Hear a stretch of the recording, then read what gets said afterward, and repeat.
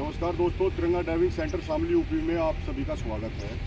जैसा कि आप देख पा रहे हैं, व्हीकल टाटा 407 व्हीकल की मेंटेनेंस क्लास, गाड़ी के हिस्सों पुर्जों के बारे में जानकारी देना।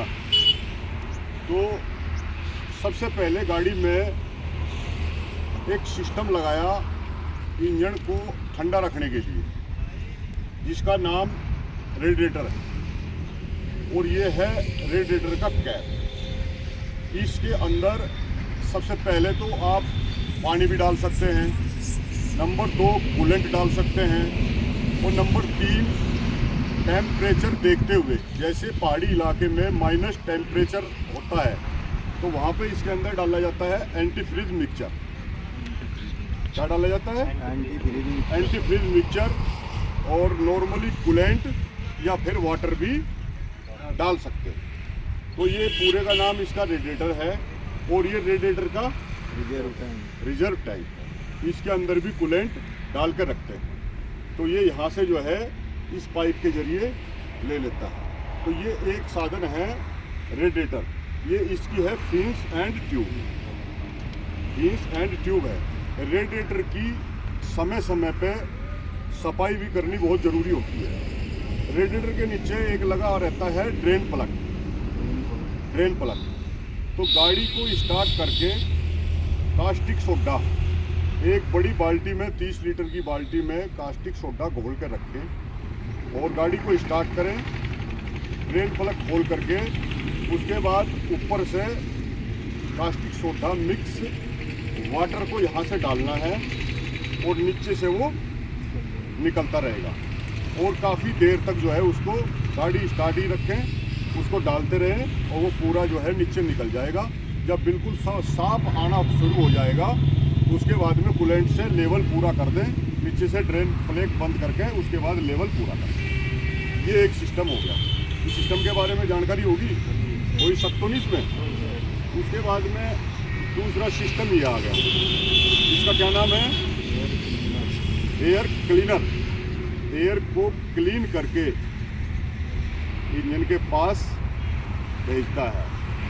इसके अंदर एक फिल्टर लगा हुआ है, यहाँ से ये एयर लेता है और जब एयर बाहर से जाएगी तो उसके अंदर कचरा भी चला जाता है। तो कचरे के अंदर कचरा जो यहाँ से जाएगा तो जो अंदर जो फिल्टर लगा हुआ है वो कचरे को वहाँ पर रोक लेगा और हवा को आगे भेज देगा। तो ये एक साधन है जिसका नाम है एयर क्लीनर। ये भी इंजन को ठंडा रखने में मदद करता है नहीं? तो पहला साधन हो गया रेडिएटर और दूसरा हो गया एयर क्लीन।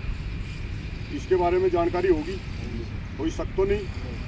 अच्छा, उसके बाद में तीसरा क्या चीज़ है?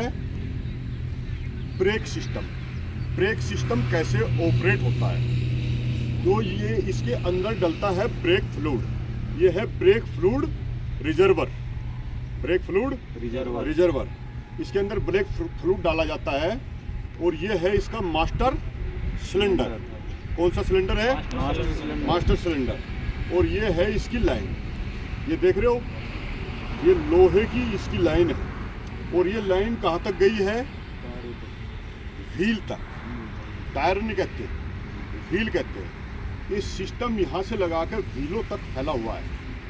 तो यहाँ से जो है ब्रेक फ्लूइड इन लाइन के अंदर से मास्टर सिलेंडर से चलेगा ब्रेक फ्लूइड और ये व्हीलों तक जाएगा। तो व्हील के अंदर लगे हुए हैं व्हील सिलेंडर।